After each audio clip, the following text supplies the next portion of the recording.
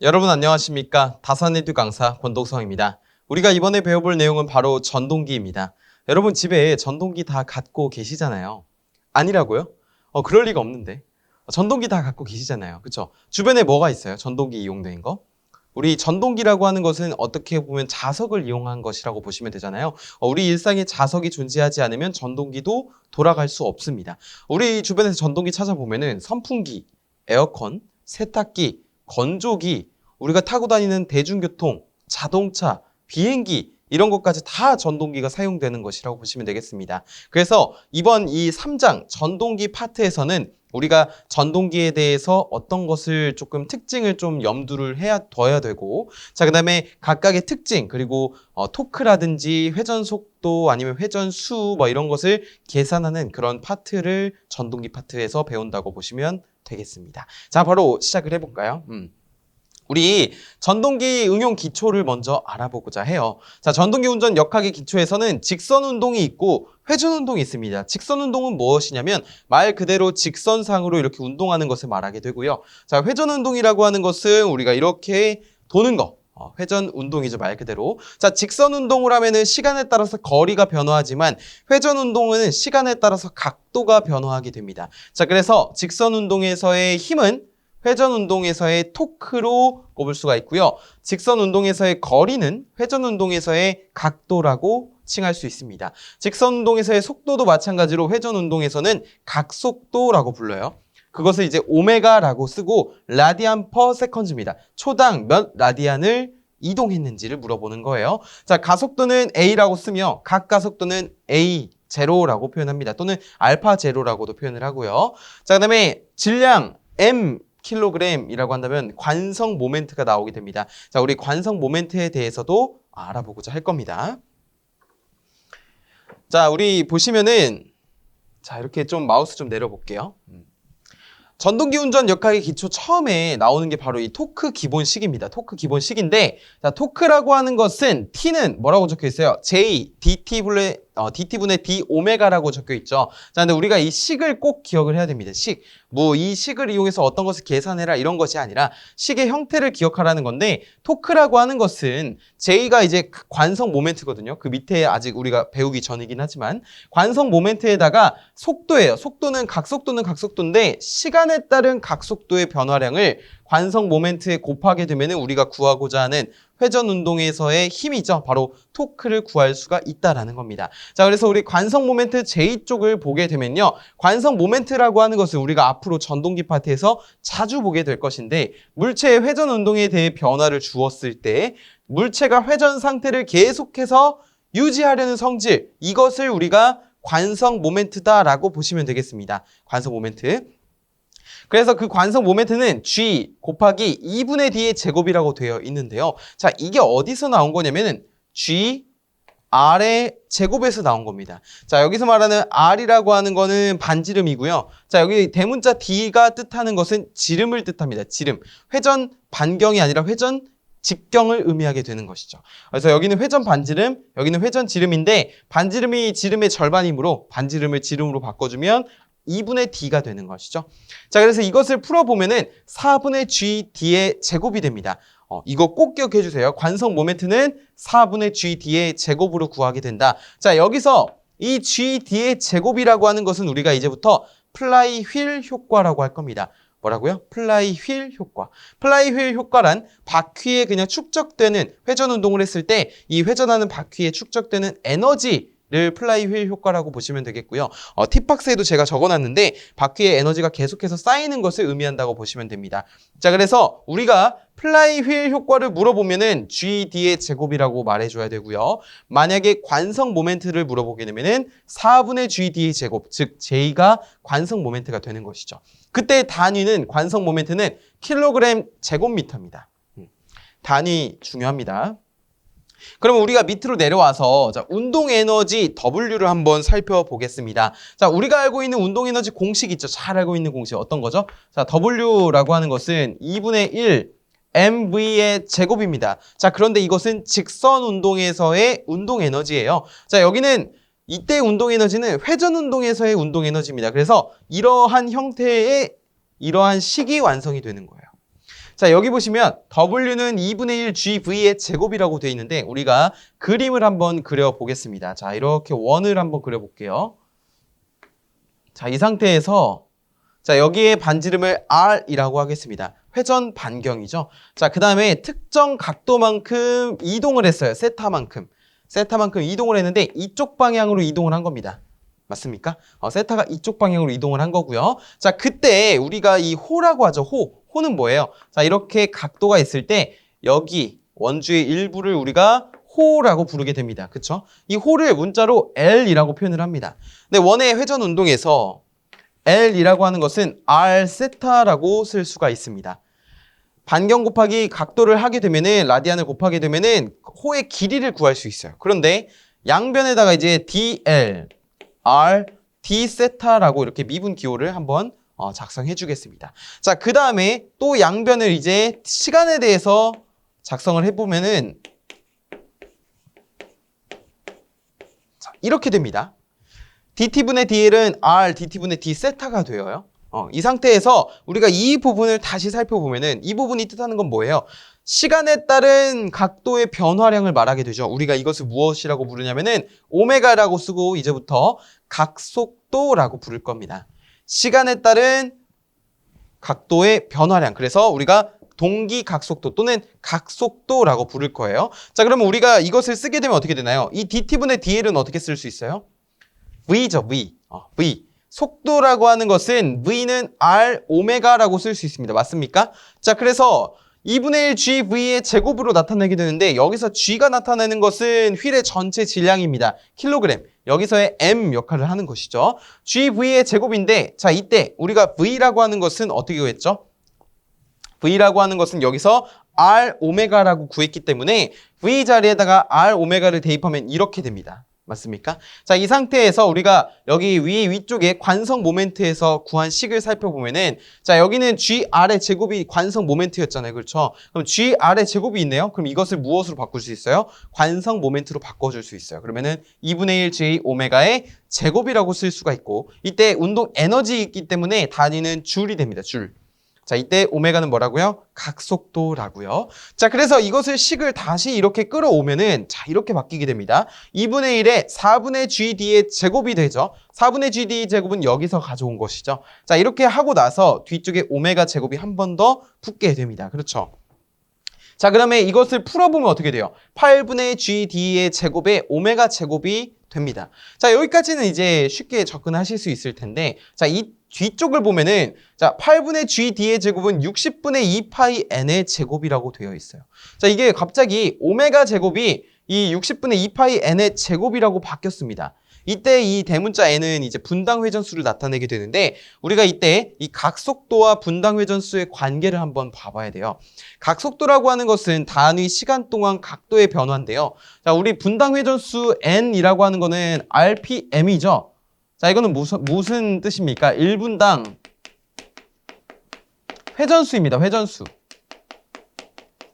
여기는 단위 시간 동안 각도의 변화인데 여기는 분당 회전하는 숫자를 의미하게 됩니다. 그래서 이 각속도와 분당 회전수의 관계가 어떻게 되냐면요. 각속도 오메가라고 하는 것은 60분의 여기 이전에 이렇게 한번 해보죠.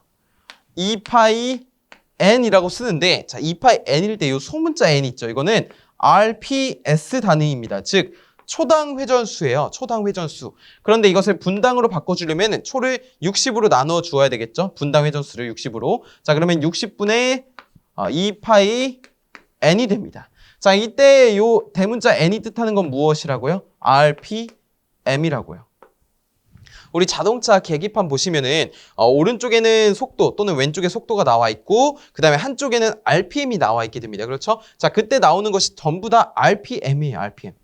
분당 회전수죠. 그래서 우리가 요 식도 꼭 기억을 하고 가야 됩니다.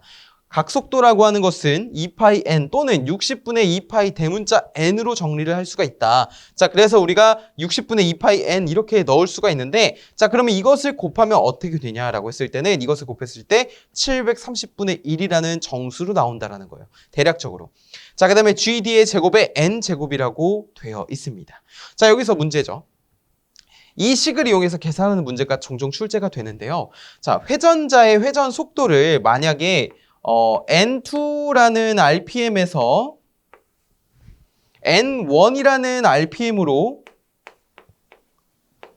감속을 시킨 겁니다. 속도를 줄였어요. 이렇게 감속. 그런데 이 감속시킬 때 방출되는 에너지를 구하시오라고 한다면 이 식에서요. 요 자리에다가 이제 N2 제곱 마이너스 N1의 제곱을 이렇게 대입을 해줘야 됩니다. 여기 자리에.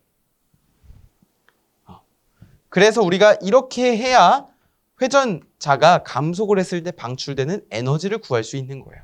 그래서 730분의 1 GD의 제곱에 괄호 열고 N2의 제곱 마이너스 N1의 제곱을 해줘서 우리가 줄이라는 단위를 구하면 그때 방출되는 운동 에너지, 즉 에너지를 구할 수 있게 되는 것입니다.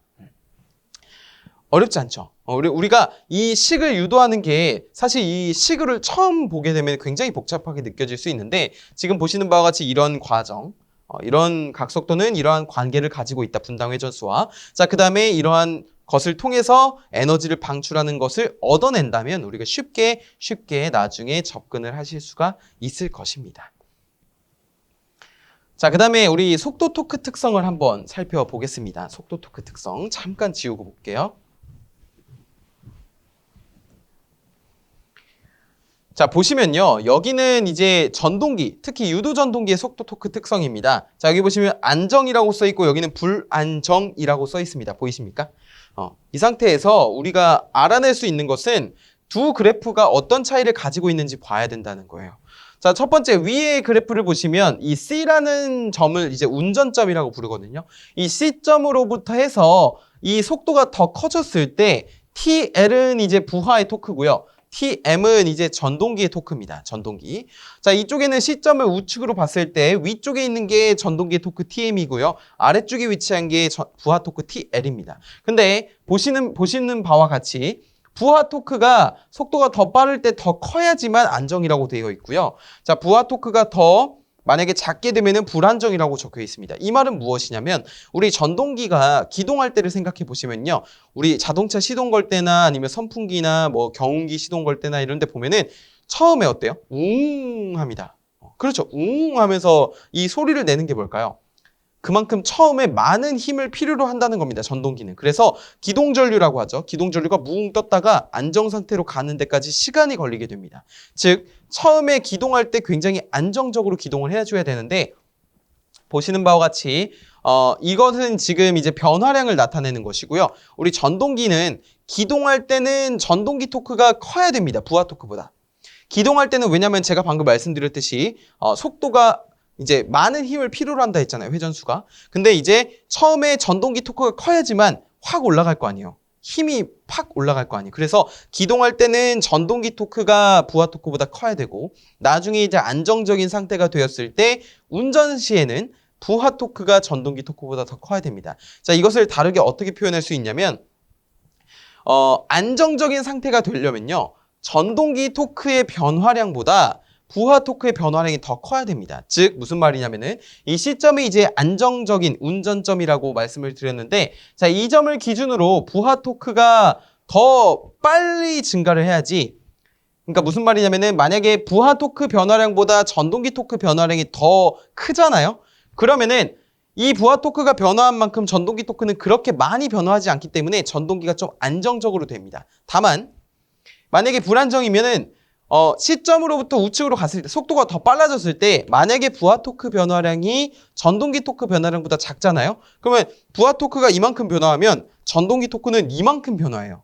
그러니까 더 불안정적이라고 볼 수가 있는 것입니다. 그래서 따라서 정리를 하면 교재에 있는 표처럼 안정 운전 시에는 자, d 오메가분의 dtL이라고 되어 있죠. 즉 부하 토크의 변화량이 전동기 토크의 변화량보다 크면 안정적이고요.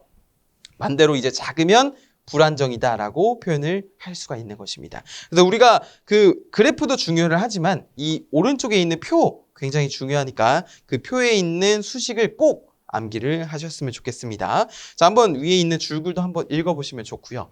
자, 우측으로 넘어오게 되면 이제 전동기의 용량 산정이라고 있게 되는데, 자, 전동기 용량 산정 첫 번째는 우리 펌프용 전동기입니다.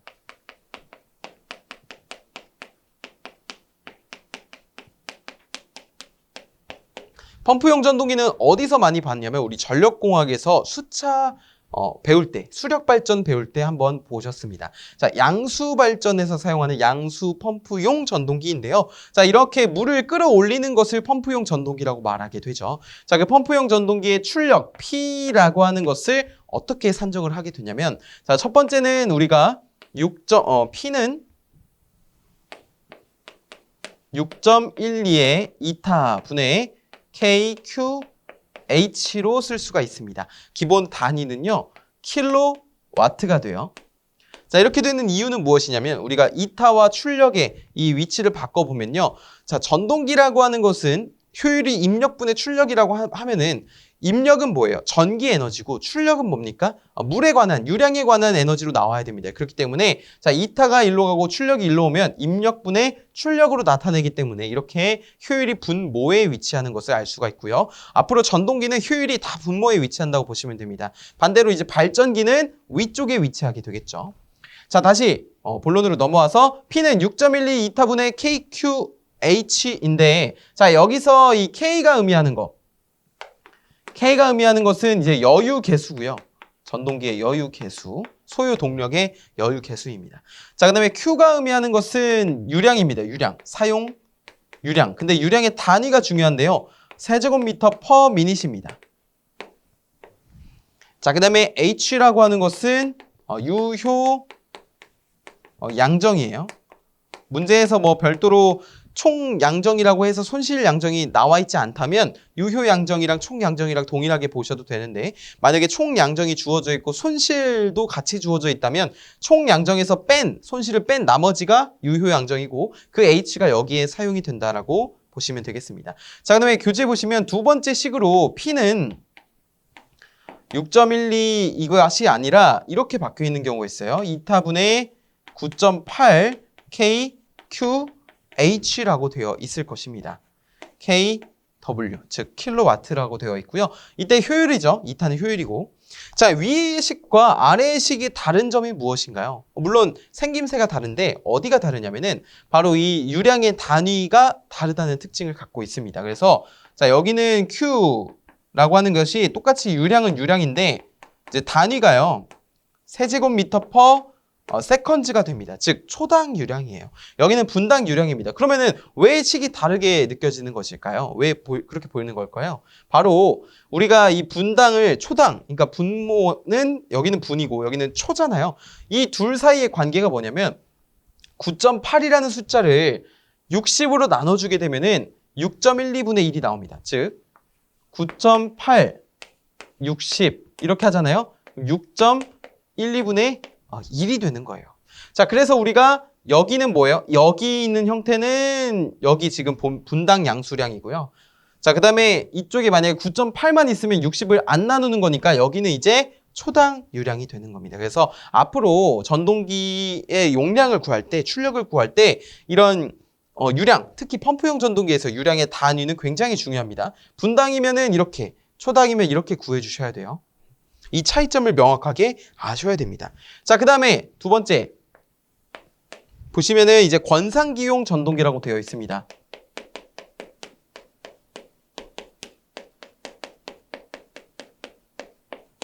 권상기는 이제 무거운 짐을 끌거나 들어올리는 데 사용하는 그런 것을 권상기라고 하는데 거기에 쓰이는 전동기를 물어보는 거예요. 자, 그때 출력을 P라고 했을 때 자, 첫 번째는 P 똑같이 6.12 이타분의 어떻게 돼 있나요? WV라고 되어 있죠. WV, 그쵸? WV라고 되어 있는데 기본 단위는 마찬가지로 킬로와트로 되어 있습니다. 자, 이때 W가 의미하는 것은 하중이에요. 하중. 적재, 하중. 근데 기본 단위가 뭐예요? 톤이에요. 톤. 그러니까 예를 들어 1.2톤 이렇게 돼야 된다는 거죠. 만약에 문제에서 킬로그램으로 주어지면 어떻게 되는 거예요? 만약에 1500kg이라고 주어지면 여기에 1500을 집어넣는 것이 아니라 1.5 O로 집어넣어야 된다는 겁니다. 그것으로 유도된 공식이기 때문에 단위를 명확하게 잘 봐주셔야 돼요. 자, 그리고 중요한 거 한 가지 더 있죠. 자, V라고 하는 것은 이제 권상 속도인데요. 여기는 이제 분모에 6.12가 위치한 것을 보니까 어떤 속도인 거예요? 분당 속도가 되는 거죠. 자, 이렇게 미터 퍼 미닛이 되는 겁니다. 자, 그 다음에 우리가 두 번째 식이죠. 두 번째 식을 보시면 P는 이타분의 9.8 WV가 되어 있는데, 자, 이때 V도 똑같이 권상 속도인데 이때는 미터 퍼 세컨즈다라고 볼 수가 있게 되는 것이죠.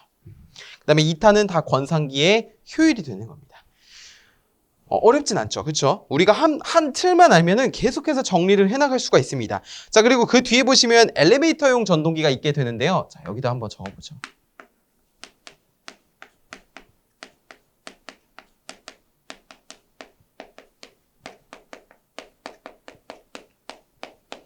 엘리베이터용 전동기는 특징을 보시면요. 먼저 첫 번째로 기동 토크가 커야 됩니다. 기동 토크가 커야 된다는 거는 처음에 움직일 때 기동 토크가 커야 된다는 거예요. 예를 들어서 엘리베이터에 누가 탑니까? 사람이 타죠. 만약에 기동 토크가 작으면 어떻게 될까요? 엘리베이터가 움직이기가 좀 어려울 겁니다. 그렇기 때문에 기동 토크가 커야 된다는 특징을 갖고 있고요. 자, 두 번째는 기동과 정지가 빈번해서 플라이휠 효과가 작아야 된다라고 되어 있는데, 자, 엘리베이터는 멈추고 가는 게 빈번하게 일어납니다. 제가 15층에서 누르면 밑에 9층에서 누르면 제가 누르는 거에 따라 엘리베이터가 왔다 갔다 멈췄다 갔다 이러잖아요. 그렇죠? 그렇기 때문에 기동과 정지가 빈번함으로 플라이휠 효과가 작아야 된다는데, 우리 플라이휠 효과가 작아야 된다는 밑에 3번 특징과 연결이 됩니다. 3번에 뭐라고 적혀 있죠? 관성 모멘트가 작아야 한다라고 되어 있죠. 우리 관성 모멘트라고 하는 것은 J인데 이거는 4분의 GD의 제곱으로 구할 수 있는데, 우리가 이 GD의 제곱을 뭐라고 부르냐면은 플라이휠 효과라고 불렀잖아요. 그렇죠? 자, 그런데 플라이휠 효과가 작으면 어떻게 돼요? 분모는 4니까 상수죠? 자, 그러면 여기 관성 모멘트도 같이 작아지게 됩니다. 관성 모멘트가 무엇이길래 왜 작아야 된다고 하는 것일까요? 바로 우리가 알아봤듯이 관성 모멘트는 물체가 회전을 관성에 의해 계속하려는 성질을 관성 모멘트라고 부르게 됩니다. 그렇기 때문에 엘리베이터가 기동과 정지가 빈번한데 이게 회전을 계속하려고 하면 안 되잖아요. 그렇기 때문에 관성 모멘트가 작아야 되고, 그로 인해서 플라이휠 효과도 작을 수밖에 없는 것이죠. 그래서 우리 특징 2번, 3번은 똑같이 정리를 할 수가 있겠고요. 4번은 유도 전동기 또한 사용될 수 있다는 특징입니다. 자, 그 다음에 엘리베이터용 전동기의 출력 P라고 하는 것을 다시 정리를 해보면, P는 첫 번째 6.12 맨날 보이는 거예요. 이제 자, WV 베타라고 되어 있습니다. 자, 물론 단위의 기본 단위는 킬로와트가 되겠죠. 자, 이 상태에서 한번 정리를 해보면 W라고 하는 것은 하중입니다. 하중. 승강기의 하중이 되겠죠. 자, 적재 중량인데 이거는 기본 단위가 마찬가지로 톤입니다. 톤. 킬로그램이면 톤으로 바꿔줘야 된다는 거예요. 자, 그 다음에 V는 이제 승강 속도입니다. 엘리베이터의 속도를 의미하게 되죠. 자, 이거는 이제 6.12인 거 보니까 미터 퍼 미닛이죠. 분당 속도로 나타내줘야 되는 것이고요. 그 다음에 이타는 이제 효율이 되겠고, 효율은 따로 적진 않겠습니다. 자, 그 다음에 여기 보시면 베타라고 표현이 되어 있는데, 베타. 자, 베타라고 하는 것은 평형추. 엘리베이터에 이제 평형추 있죠. 그 평형추에 평형 률이라고 쓸 수가 있겠습니다. 자, 그러면은 우리가 이렇게 구했는데 두 번째 식은 그냥 자연스럽게 나오는 것이겠죠. 여러분 한번 써보시면 좋을 것 같습니다. P는 어떻게 되겠어요? 6.1이 없어지고 이타분의 9.8 WV 베타라고 쓸 수가 있겠죠. 자, 이런 식으로 우리가 정리를 할 수가 있다라는 것입니다. 자, 우리 전동기 응용 기초 바로 개념 확인 한번 같이 풀어보겠습니다. 지울 동안 한번 살펴보세요.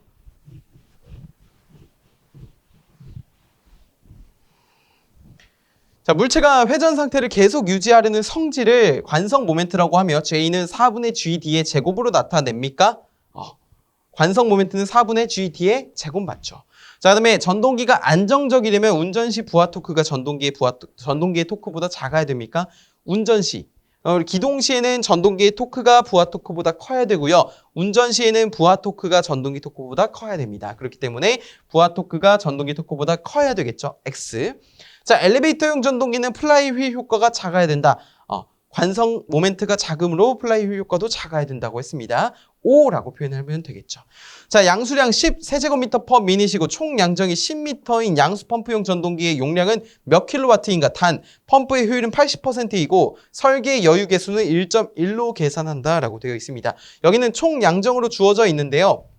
이러한 문제가 숫자만 바뀌어서 계속해서 출제가 되고 있습니다.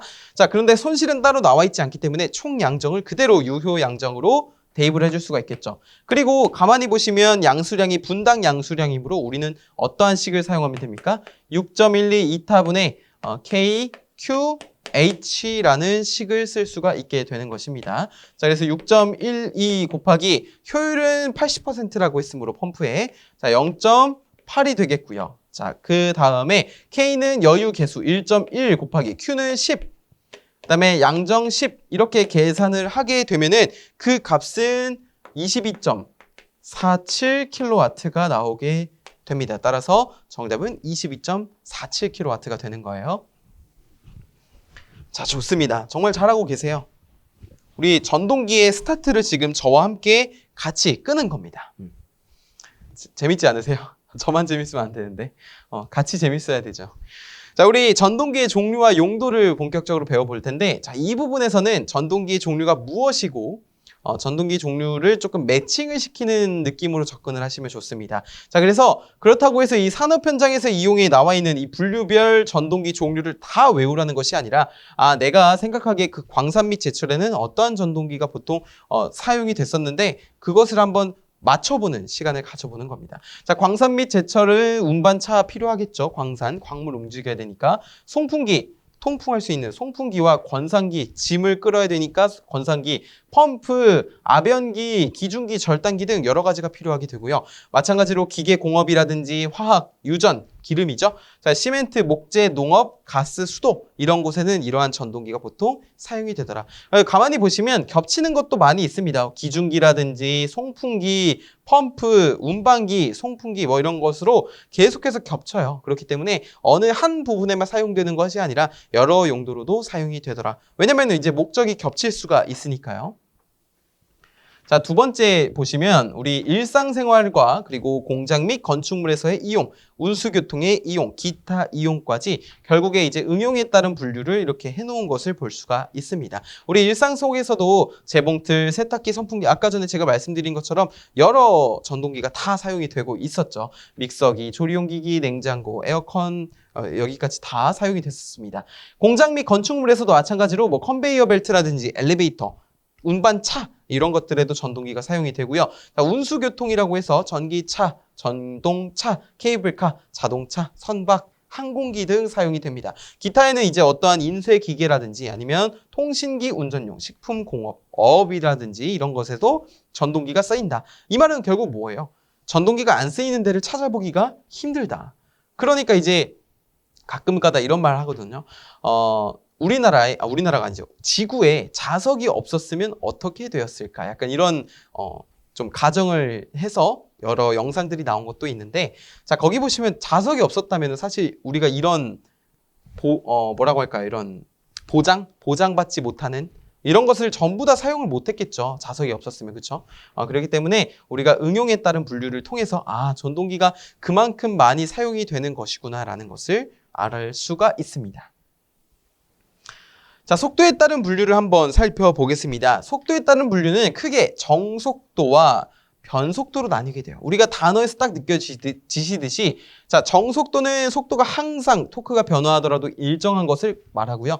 뭐 이렇게 직선상으로는 이상적인 것이고, 자, 이렇게 대부분 거의 변하지 않는 거. 자, 그다음 변속도라고 하는 것은 토크가 증가하면은 속도가 떨어지게 됩니다. 토크가 증가했다라고 하는 것은 우리 언덕에서 짐을 들고 간다고 보시면 되겠는데요. 우리 언덕에 그냥 맨몸으로 움직이는 거랑 언덕을 올라갈 때 맨몸으로 가는 거랑 우리가 어떠한 물건을 들고 움직이는 거라고 생각을 해보시면은, 물건을 들고 갔을 때는 부하가 더 증가한 거죠. 우리 무게가 더 증가하잖아요. 그래서 더 힘이 듭니다. 그러면 속도가 어떻게 돼요? 느려지게 되죠. 자, 그렇기 때문에 토크가 증가했다라고 하는 것은 부하가 증가했다라는 것을 나타내게 되고, 부하가 증가함으로써 속도가 점점 감소하는 변속도 특성이 된다는 것입니다. 자, 우리 첫 번째로 정속도 전동기를 먼저 살펴보겠습니다. 자, 부하에 관계없이 회전 속도가 완전히 일정하거나 변동이 거의 없는 거. 그 다음에 유도 전동기, 직류 분권 전동기, 교류 분권 정류자 전동기, 동기 전동기, 타여자 전동기가 되겠습니다. 그래서 직류 전동기 중에서 이 정속도 전동기를 꼽아라 라고 하면은 보통 분권 전동기를 생각해 주시면 되고요. 이러한 용도는 팬, 송풍기, 펌프, 컴프레셔 등의 구동용에 보통 사용이 되고요. 제지, 종이 만드는 거고, 철, 방적, 실 뽑아내는 것이고요. 공작기계, 이렇게 보통 정속도 전동기가 사용이 된다라고 보시면 되겠습니다. 그렇다면 변속도 전동기는 어떠한 특징을 갖고 있을까요? 변속도 전동기는 공급 전압을 일정하게 유지를 했을 때 속도가 부하에 의해서 광범위하게 변화하는 겁니다. 즉, 속도 제어 범위가 넓다라는 거예요. 그래서 그러니까 이렇게 속도 제어가 여기서부터 여기까지 이렇게 변화하게 되죠. 여기는 이 정도밖에 안 되는데 여기는 이만큼이나 되잖아요. 그렇죠? 일반적으로 부하의 증가와 더불어 속도가 떨어지게 됩니다. 자, 여기 보시면 직류 직권 전동기, 직류 가동 복권 전동기, 직류 직권 정류자 전동기, 자, 2차 저항이 큰 유도 전동기, 교류 3상 직권 정류자 전동기 이렇게 되어 있는데, 특히 이 직권 전동기 같은 경우는 토크가 전류의 제곱에 반비례하기 때문에 자, 이러한 형태를 나타낸다라고 보시면 되겠습니다. 자, 그래서 여기 보시면 교류 3상 직권 정류자 전동기가 있는데요. 자, 이 전기 응용 및 공사 재료에서 이 교류 3상 직권 정류자 전동기의 특징에 대해서 많이 물어봤습니다. 그래서 제가 한번 같이 정리를 해드리면, 첫 번째, 교류라는 말은 생각해도 상관없습니다. 3상 직권 정류자 전동기의 특징을 한번 나타내 보겠습니다. 첫 번째, 저속도에서는 역률과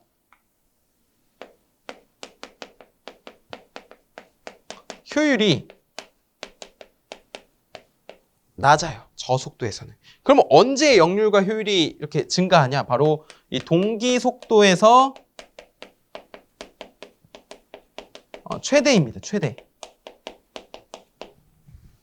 자, 그런데 특히 이 역률이라고 하는 것은 진상으로 거의 100% 정도 가까이 된다라고 보시면 되겠습니다. 자, 그 다음에 두 번째는 기동 토크가 커요. 기동 토크가 크다라는 특징을 가지고 있고요. 그리고 아무래도 이제 변속도 특성이 속도 제어 범위가 넓기 때문에 이렇게 속도 제어 범위가 넓은 것이 요구되는 곳에 이러한 것이 사용이 된다라고 보시면 되겠습니다. 결국에 이런 변속도 전동기의 특징이 이런 3상 직권 정류자 전동기 특징과도 연결이 되는 부분이 있다라는 거예요. 자, 그리고 이거는 이제 직권 특성을 갖고 있게 되는데요. 앞서 말씀드렸듯이 직권 전동기에서는 어떠한 특성을 가지고 있냐면 이 토크라고 하는 것이 전류의 제곱에 비례한다라는 특징을 갖고 있습니다. 자, 그래서 우리가 이 전류가 커지면 결국에 부하가 증가한다라는 것이고, 부하가 증가하면 토크가 증가하는데 그때 속도는 같이 이렇게 감소하는 형태를 나타내는 것입니다. 앞서 말씀드렸던 거랑 조금 제가 잘 말씀드렸는지 모르겠는데, 어쨌든 직권 특성이 무엇이냐면 토크는요, 전류의 제곱에 비례합니다. 전류의 제곱에 비례한다는 건 부하가 증가하면은 전류가 증가하면 부하가 증가한 거니까 토크가 증가하게 되는데, 그 토크가 증가할 때 속도는 점점점 떨어진다라는 것이에요. 자, 그게 이제 변속도 특성이 되는 겁니다. 앞에 말씀드렸던 내용이랑 혹시 상반된다면 지금 말씀드린 내용으로 기억을 해주시면 됩니다. 토크가 증가하면 속도는 그것에 반비례해서 이렇게 감소하더라. 이것이 변속도 특성이고, 대표적인 거는 이제 3상 직권 정류자 전동기고, 여기 특징 3가지는 꼭 기억을 해주셨으면 좋겠다라는 말씀을 드립니다. 자, 그 다음에 부하의 속도 토크 특성을 한번 보겠습니다. 방금은 이제 정속도 전동기 또는 변속도 전동기로 구분을 했는데요. 여기 보시면 정토크 부하가 있고 그 밑에 보시면 정동력 부하 또는 정출력 부하가 있게 됩니다. 자, 정토크 부하라고 하는 것은 속도가 증가해도 토크가 어때요? 변하지 않는 부하를 말하게 되고요. 자, 권상기, 크레인, 압연기, 롤러, 컴프레셔는 이제 압력을 주는 데죠. 자, 그런 것에 보통 동일한 토크를 요구하는 동일한 이제 토크를 이제 쓰면서, 그러니까 예를 들어서 출력이 증가하더라도 토크는 일정하게 가져가야 되는 그런 부하에 보통 이제 정토크 부하라고 표현을 하는 것입니다. 자, 그래서 정토크 부하 같은 경우에는 우리 보시는 바와 같이 권상기 크레인이라고 꼭 기억을 해주시면 좋을 것 같고요. 자, 그다음에 정동력 부하가 사실 제일 중요합니다. 정동력 부하. 자, 정동력 부하라고 하는 것은 정출력 부하인데요. 직류 직관 전동기가 적합하다라고 보시면 되겠습니다. 자, 무거운 것은 저속으로, 가벼운 것은 빠르게 고속으로 작업하는 것처럼 회전 속도가 변화하더라도 동일한 동력이 요구되는 부하, 이것을 우리가 정동력 또는 정출력 부하라고 하는데, 보시는 바와 같이 속도가 증가하면 토크가 이렇게 감소를 하는데 출력은 어때요? 보시는 바와 같이 동일하게 나오게 됩니다. 이런 것을 우리가 정출력 또는 정동력 부하라고 하고요. 대표적인 거는 이제 직류 직관 전동기고 권상기, 아변기, 하역기계 등에도 보통 사용이 되더라. 권상기 같은 경우는 방금 전에 이제 정토크 부하, 정동력 부하 전부 다 해당이 되는 것이라고 보시면 되겠습니다. 자, 그다음에 네 번째죠. 용도에 따른 분류를 한번 같이 보겠습니다. 용도에 따른 분류. 여기는 직류전동기, 단상유도전동기, 삼상유도전동기 이렇게 나뉘어지게 되는데요. 이 단상유도전동기 부분은 다음 강의에서 우리가 단상유도전동기의 구조라든지 특징, 어떠한 회전 방법 이런 것들을 좀 더 자세하게 배우게 될 것입니다. 자, 용도에 따른 분류 첫 번째 직류전동기부터 보시면요. 분권전동기가 이제 대표적인 정속도 전동기라고 말씀을 드렸는데, 자, 정속도 전동기는 보통 이렇게 송풍기, 펌프, 공작기계, 인쇄, 컨베이어 벨트처럼 이렇게 일정한 속도로 갈 수 있게끔, 자, 이런 것이 정속도가 되겠고요. 만약에 이것을 다속도로 하게 되면은 저거 보시는 것처럼 권상기, 아변기, 공작기계 등에 사용이 됩니다. 자, 만약에 직권전동기다 그러면은 직권전동기는 이제 변속도 전동기 되겠는데, 정출력 부하인과 동시에요. 권상기, 기중기, 전차용 전동기, 그리고 이런 높은 기동 토크를 요구되는 그런 부하에 보통 사용이 된다. 자, 복권 전동기는 권상기, 절단기, 컨베이어 분쇄기. 보시는 바와 같이 자, 권상기는 거의 모든 전동기가 사용이 될 수 있는 그런 부하라고 보시면 되겠습니다. 자, 그 다음에 단상 유도 전동기를 볼게요. 분산 기동형, 콘덴서 기동형, 반발 기동, 쉐이딩 코일형이 있는데요. 우리가 지금은 저 분산 기동, 콘덴서 기동 이런 것을 아직 배우지 않은 상태이지만 추후에 배웠을 때, 다시 넘어왔을 때, 이 전동기에는 이런 것들이 사용이 되었구나, 어떠한 원리에 의해서 사용이 되었구나라고 아시게 될 것입니다. 펌프, 공업용 재봉틀 등 공작기계, 믹서기, 건조기 등에는 저런 분산 기동형이 사용이 되는데, 간단하게 말씀드리면 분상이라고 하는 것은 상이 두 개라는 거예요. 단상이긴 하지만 서로 다른 위상을 가지고 있는, 상이 두 개라는 것보다는 위상이 두 개라는 거죠. 단상이긴 하지만, 상이 한 개이긴 하지만 거기서 어떻게 접속하는지에 따라 서로 다른 위상의 이런 위상 차에 의해서 회전을 하는 그런 것을 분상 기동형이다라고 보시면 되겠습니다. 상이 나눠져 있다, 위상이 나눠져 있다, 분상이라고 보시면 되겠어요. 콘덴서 기동형은 콘덴서를 사용해서 기동하는 것이고, 반발 기동형, 쉐이딩 코일형 이렇게 나눌 수가 있겠습니다. 특히 이 쉐이딩 코일형 같은 경우에는 역회전을 할 수가 없습니다. 그래서 보시는 바와 같이 선풍기, 헤어드라이어, 이런 전축용 등 이런 소형 기계에 보통 사용이 됩니다. 회전 방향을 바꿀 수 없으니까 한 방향으로 돌아도 되는 것들이 있잖아요. 우리 선풍기 같은 거 역회전 안 시키잖아요. 한 방향으로 돌잖아요. 그렇기 때문에 그런 곳에 쉐이딩 코일형을 사용하게 된다. 자, 그다음에 삼상 유도 전동기는 보통 농형, 특수 농형, 권선형이 있게 되는데, 여기서 중요한 거는 이제 보통 농형과 권선형 정도가 되겠습니다. 자, 보통 농형에는 소용량을 사용을 하게 되고요. 권선형인 경우에는 좀 더 대용량을 사용할 수가 있습니다. 엘리베이터, 분쇄기, 권상기 등을 같이 사용을 할 수가 있어요. 자, 전동기의 선정을 한번 보겠습니다. 전동기의 선정. 우리 전동기를 선정할 때는 사실 이 특징과 고려사항이 필요한데, 여러분이 이 내용을 보실 때는 그냥 입으로 소리내서 읽는 방법이 제일 효과적이라고 저는 생각을 합니다. 그래서 위에 1번부터 8번까지 한번 입으로 소리내서 한번 읽어보시면 좋을 것 같아요. 동력 전달이 간단하다. 전동기 종류가 많아 특징 및 구조에 따라 선택할 수 있다. 자, 동력의 집중 분배가 쉽고요. 제어가 간단하고 효율이 좋고 경제적이고, 전동기를 외관으로 딱 봤을 때 이것이 내부가 고장이 났는지 안 났는지 판단하기 어렵고요. 단락사고에는 이제 코일에 과전류가 흐르게 되면 탈 수가 있기 때문에 흔히 모터가 탔다라고 표현을 하죠. 자, 그런 사고 시의 영향이 커서 이 모터를 교체를 하지 않으면 사용을 할 수가 없는 지경에 올라가게 됩니다. 자, 전압 및 주파수의 영향을 받게 되고요. 이 전압 및 주파수에 영향을 받는다는 것은 우리 전동기 뒤에 명판이라고 하죠. 그것을 가만히 살펴보시게 되면은 전격 전압이 몇 볼트이고 전격 주파수가 몇 헤르츠인 것이 나와 있게 돼요. 특히 이 회전수는 주파수에 따라 달라지기 때문에 이 주파수와 전압을 반드시 잘 지켜주셔야지만 됩니다. 특히 예를 들어서 출력이 예를 들어 정해져 있는 이런 전동기라고 한다면 P는 뭐예요? VI죠. 여기서 출력은 일정한데 변하지 않습니다. 근데 전압이 만약에 떨어진다고 하면 어떻게 되죠? 전류가 증가하게 되겠죠. 그러면 전류가 증가하면 그 허용 전류가 커지기 때문에 허용 전류에 가깝게 되기 때문에 안 좋은 영향을 끼칠 수 있다. 그래서 전압이라고 하는 것은 전격 전압이라고 하는 것은 높아져도 안 되고 낮아져도 안 된다라고 보시면 되겠습니다. 자, 그다음에 고려사항을 한번 볼게요. 자, 고려사항도 이것을 한번 생각을 하고 전동기를 선정을 해야 된다는 겁니다. 자, 부하의 토크 속도 특성에 적합한지, 아까 전에 봤었던 정속도, 변속도인지, 정토크, 정동력인지 이런 것도 다 구분을 지어야 된다는 거죠. 우리가 사용하고자 하는 부하가 그 목적에 맞는 전동기를 사용을 해야 된다는 겁니다.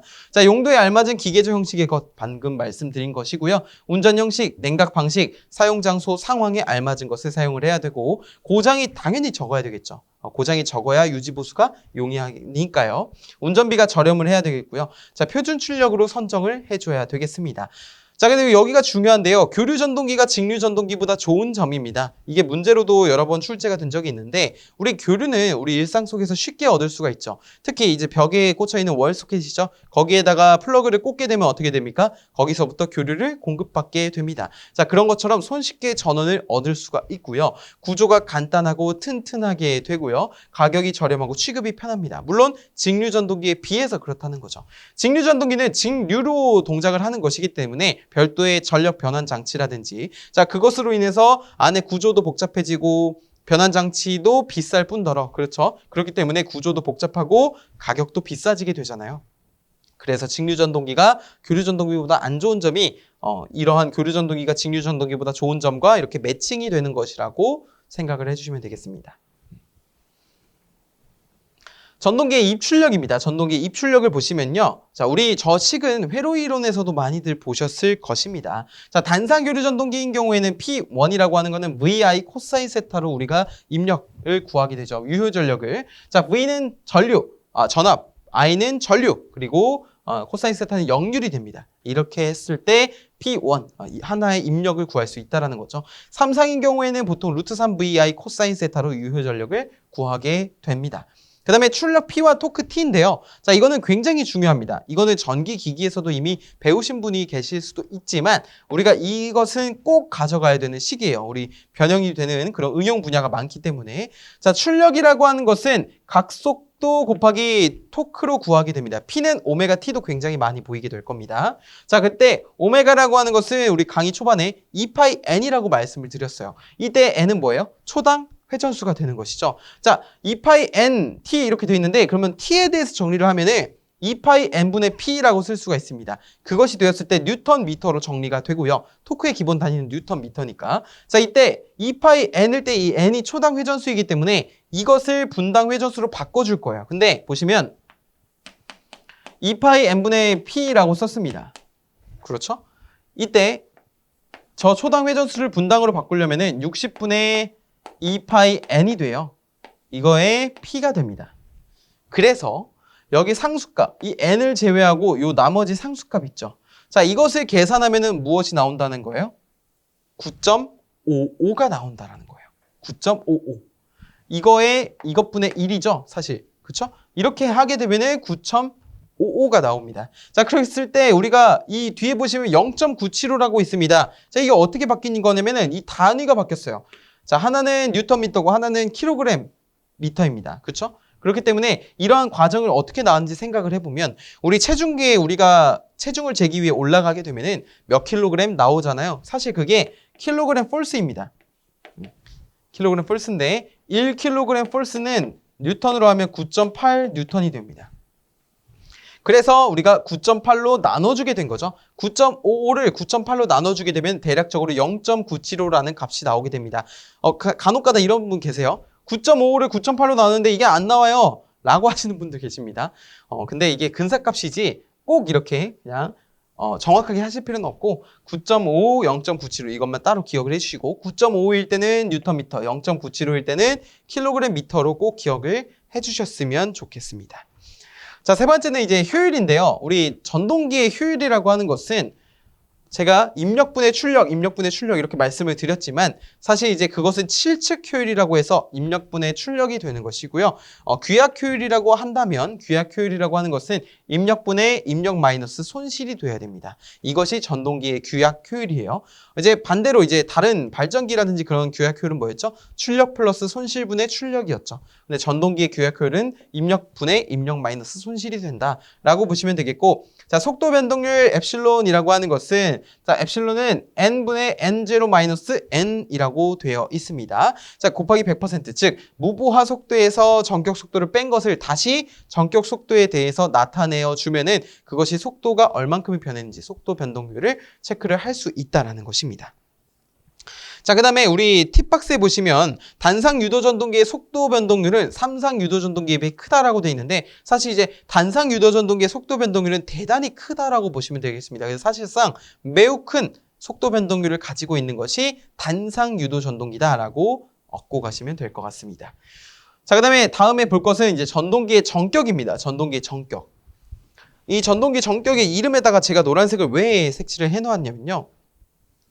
전동기의 전격으로 옳지 않은 것은 이라고 물어본 게 굉장히 많이 나왔습니다. 그렇기 때문에 연속 전격, 단시간 전격, 반복 전격 이렇게 나타낼 수가 있고요. 자, 연속 전격이라고 하는 것을 한번 쭉 읽어보면 나머지 단시간, 반복도 동일하게 해석이 될 수 있습니다. 무슨 말이냐? 연속이라고 하는 것은 말 그대로 연속 사용했을 때 규정으로 정해져 있는 온도 상승, 기타의 제한을 안 넘는 전격이면 이것을 연속 전격이다 부른다는 거예요. 단시간 전격은 단시간 사용했을 때 안 넘으면 단시간 전격. 반복 전격은 반복 사용했을 때 안 넘으면 반복 전격이라고 부르게 되는 것입니다. 어렵지 않죠? 우리가 종류만 굉장히 잘 기억을 해줄 필요가 있겠습니다. 전동기의 소음입니다. 전동기 소음. 자, 전동기 소음은 여러 가지가 있어요.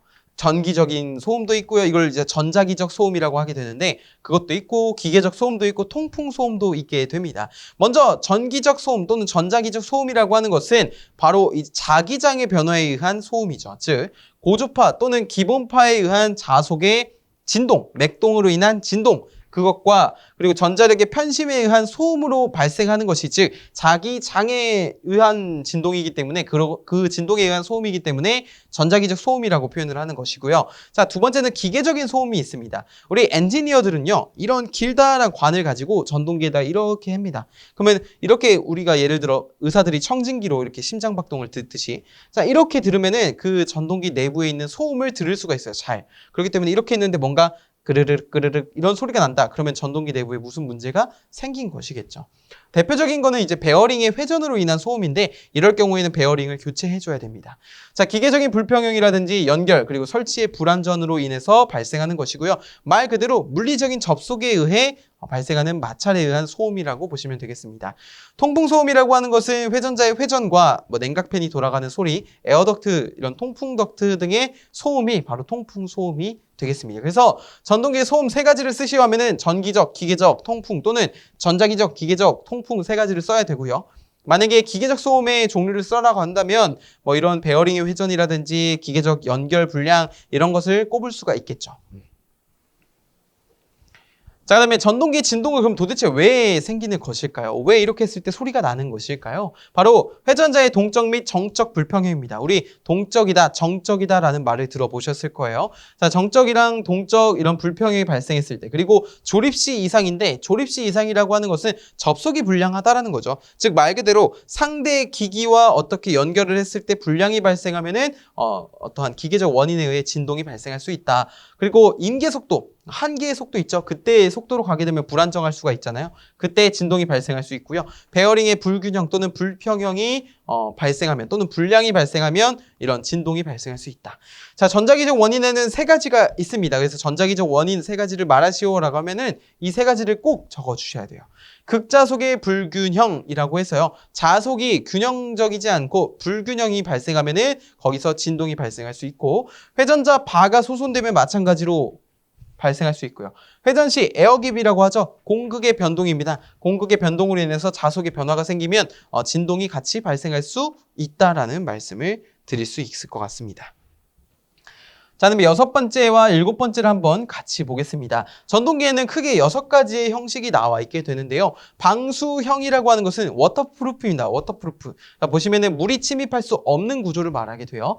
방식형이라고 하는 것은 부식을 방지하는 겁니다. 유해가스가 존재하는 장소에서 지장 없이 부식 걱정 없이 사용할 수 있는 구조. 그다음에 방폭형이라고 하는 것은 폭발 방지형이라고 생각하시면 되죠. 폭발성 가스가 존재하는 곳에 설치를 하면 방폭형 전동기. 방적형이라고 하는 것은 물방울이나 그런 물체들이 기계 내로 직접 침입할 수 없는 구조, 이것을 방적형이라고 부르게 됩니다. 자, 그 다음에 내산형이라고 하는 것은 바닷바람이나 염분이 많은 지역인데요. 이는 곧 산성에 버틸 수 있어야 된다는 거죠. 수중형이라고 하는 것은 수중에서 사용할 수 있는 전동기를 말하게 됩니다. 그렇게 연속 사용해도 지장이 없어야 되는 거예요. 그 다음에 절연물의 허용 온도입니다. 절연물의 허용 온도를 보시면 YAEBFHC라고 되어 있는데요. 팁박스 보시면 당황스러우셨을 것 같아요. 거기 뭐라고 적혀 있냐면 야, 이불 편해 이렇게 적혀 있잖아요. 자, 이게 제가 장난치는 그런 게 아니라요. 자, 우리 기본 강의에서도 제가 말씀을 드렸는데 야, 이불 편했어 이렇게 되는 거예요. 야, 이불 편했어 이렇게 되는 겁니다. 이 절연물의 허용 온도는요, 전동기뿐만이 아니라 각종 전기 설비에 다 적용이 되는 겁니다. 거기에 사용되는 절연물의 허용 온도에는 다 정해져 있다는 거예요. 그래서 Y는 90도씨고요. C는 180도씨를 초과하는 거고요. 가운데 있는 B는요, 이 B가 이렇게 쓰잖아요. 근데 이게 마치 130과 비슷하다라고 해서 130도씨 이렇게 기억을 하시면 조금 더 잘 기억을 하실 수가 있습니다. 그래서 절연물의 허용 온도는 크게 7가지가 있는데 허용 최고 온도도 몇 도씨인지 꼭 잘 매칭하셔서 잘 기억하시면 좋을 것 같아요. 자, 여기는 15도씨 차이, 15도씨, 10도씨, 25도씨, 25도씨, 초과 이렇게 되는 겁니다. 15도, 15도, 10도, 25도, 25도, 초과 이렇게 되는 거예요. 자, 이것을 꼭 잘 기억을 해주셨으면 좋겠습니다. 자, 우리 마지막으로 개념 확인 풀어보고 마무리 지어 보겠습니다. 자, 다음 설명을 읽고 맞으면 O, 틀리면 X를 하라는 문제인데요. 1번, 전동기의 Q야 Q율은 손실을 고려하지 않아도 됩니까? 아니죠. 입력분의 입력 마이너스 손실이니까 손실 고려해야 됩니다. 단상 유도 전동기의 속도 변동률은 삼상 유도 전동기보다 작습니까? 단상 유도 전동기의 속도 변동률이 최대라고 말했습니다. X. 전동기의 전격에는 연속, 반복, 단시간 전격이 있다. 연반단. 이것만 기억해 주시면 되겠습니다. 전동기의 진동 발생 원인 중 기계적인 원인에는 극자속의 불균형이라든지 회전자바 소손 이런 것들이 있습니까? 아니죠. 전자기적 원인에 포함이 되죠. 방식형 전동기라고 하는 것은 폭발성 가스가 존재하는 곳에 사용할 수 있는 구조를 가진 전동기를 뜻합니까? 아니죠. 방식형은 뭐예요? 부식, 그러니까 유해가스가 존재하는 곳에 적합한 전동기고 폭발성 가스가 존재하면 방폭형 전동기가 돼야 되죠. 자, 그 다음에 전동기의 출력이 15kW, 속도 1800rpm으로 회전하고 있을 때 발생되는 토크에 대해서 물어봤습니다. 자, 우리 토크라고 하는 것은 T라고 하는 것은 오메가 분의 P로 구할 수 있고 여기서 오메가는 2파이 n분의 P이며 여기서 속도는 분당 속도로 주어져 있기 때문에 이것을 다시 쓰면 2파이 곱하기 60분의 2파이 1800 이렇게 쓸 수가 있겠습니다. 그렇죠? 자, 이 상태에서 그 다음에 P 출력은 15kW니까 15,000 이렇게 해버리면은 우리가 어떠한 단위를 구할 수 있는 거예요? 토크를 구할 수가 있는데 이 토크가 처음에는 이제 9.55 n분의 P라는 공식이 있고요. 그 다음에 0.975 n분의 P라는 공식이 있습니다. 맞습니까? 자, 그러면 우리가 여기를 수식으로 다 적어보면은 여기가 P고요. 여기가 2파이에다가 여기는 60분의 2파이 하고 여기가 n이잖아요. 그러면 제가 아까 전에 말씀드린 것처럼 이렇게 계산해서 여기 1 하게 되면 이게 뭐라고요? 9.55가 나온다고요. 9.55를 9.8로 나눠주면 뭐예요? 0.975가 나온다고요. 근데 9.55는 뉴턴 미터고요. 0.975는 무엇입니까? 킬로그램 미터죠. 근데 문제에서 물어본 거는 어떤 단위입니까? 킬로그램 미터죠. 그렇기 때문에 이 밑에 공식으로 사용을 해줘야 됩니다. 그래서 다시 넘어오게 되면은 0.975 곱하기 회전수 1800 출력 15,000.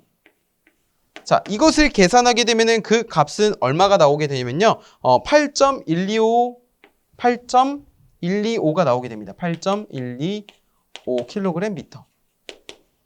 근데 이 문제 같은 경우는 기출문제인데요. 실제 답으로는 8.1이라고 되었어요. 그러니까 보기가 1번부터 4번까지 있는데 그중에 가장 가까운 답을 선정을 해주면 되겠습니다. 그래서 8.1이 정답이 되겠습니다. 자, 이렇게 해서 우리가 전동기 선정까지 전동기 첫 번째 시간을 마무리해 보았습니다. 오늘 배운 내용을 토대로 다음 내용에도 더 도움이 되니까 잘 복습하시고 저는 다음 강의에서 찾아뵙겠습니다. 감사합니다.